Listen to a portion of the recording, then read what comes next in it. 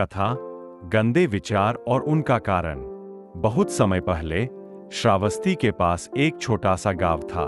वहां का एक युवक जिसका नाम सुधीर था, अपने जीवन में शांति की तलाश में था।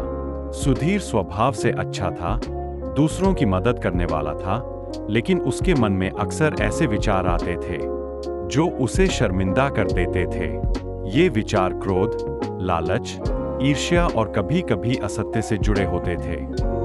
सुधीर खुद से परेशान होकर बार बार पूछता, यह क्या हो रहा है? मैं तो बुरा इंसान नहीं हूं, फिर ये गंदे विचार क्यों आते हैं? इस बेचैनी के कारण उसने अपनी खुशी खो दी।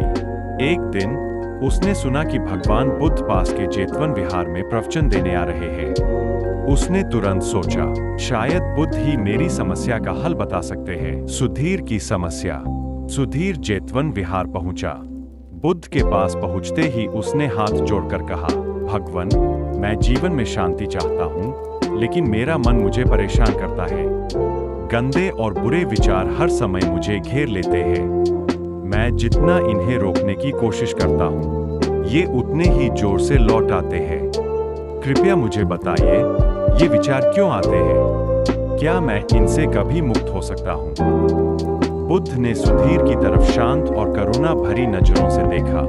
कुछ पल चुप रहकर बोले, सुधीर, तुम्हारा सवाल बहुत महत्वपूर्ण है।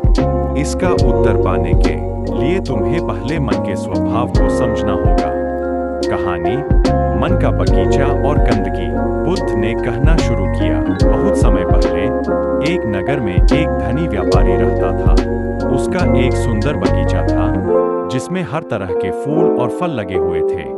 वह बगीचा उसकी मेहनत और लगन का परिणाम था। लेकिन एक दिन उसने देखा कि उसके बगीचे में गंदगी फैल गई है। पत्थर, सूखे पत्ते और कचरा जगह-जगह बिखरा हुआ था। वह हैरान रह गया और नौकरों से पूछा, यह क्या है? यह गंदगी कहाँ से आई? मैं तो हर रोज बगीचे की सफाई करवाता हूँ। नौकरों ने उत्तर दिया, मालिक, कोई रात में आकर यह गंदगी फेंकता है। हम उसे पकड़ नहीं पाए। व्यापारी ने गुस्से से कहा, यह कौन है? मैं उसे कैसे रोकूं? उसने उस रात खुद पहरा दिया और उसने देखा पड़ोस के कुछ लोग जानबूझकर कचरा फेंक रहे थे। वह तुरंत उनके पास गया और पूछा, तुम ऐसा क्यों कर रहे हो? मेरा बगीचा तुम्हारे लिए क्या बुरा कर रहा है? उन पड़ोसियों ने शर्म से सिर झुका लिया और कहा, हमें आपका बगीचा देखकर ईर्ष्या होती है। हमारा बगीचा इतना सुंदर नहीं है, इसलिए हम गुस्से में आकर यह सब करते हैं। व्यापारी ने मुस्कुराते हुए कहा, अगर मैं तुम्हारी मदद करूं और तुम्हारे बगीचे को भी सुंदर बना दूं, तो क्या तुम मेरे बगीचे को गंदा करना बंद करोगे? पड़ोसियों ने सहमति में सिर हिला दिया। व्यापारी ने उनकी मदद की और उनके बगीचे भी सुंदर हो गए। इसके बाद किसी ने उसके बगीचे को गंदा नहीं किया। सुधीर की समझ बढ़ती है। बुद्ध ने कहानी खत्म करके पूछा, सुधीर, तुमने इस कहानी से क्या सीखा? सुधीर ने थोड़ा सोचकर उत्तर दिया, भगवान, मैंने सीखा कि गंदगी सिर्फ बाहर नहीं, मन में भी हो सकती है। गंदे विचार शायद मेरी अंदरूनी कमजोरियों से आते हैं, जिन पर मैंने ध्यान नहीं दिया। बुद्ध ने सिर हिलाते हुए कहा, सही कहा, तुम्हारे गंदे विचार 3 मुख्य कारणों से आते हैं। 1. अवशेष संस्कार, पिछले कर्मों और अनुभवों से जो तुम्हारे चित्त में छाप छोड़ गए हैं। 2. आसक्ति और वासना, उन चीजों की लालसा जिनसे तुम बहुत जुड़ जाते हो।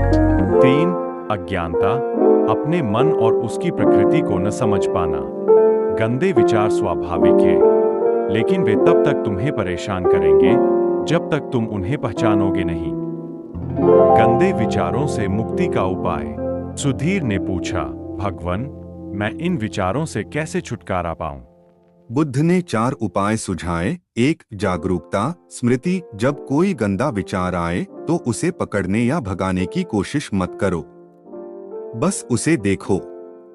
जैसे नदी में बहते हुए कचरे को देखते हो, वैसे ही अपने विचारों को देखो। वे आएंगे और चले जाएंगे।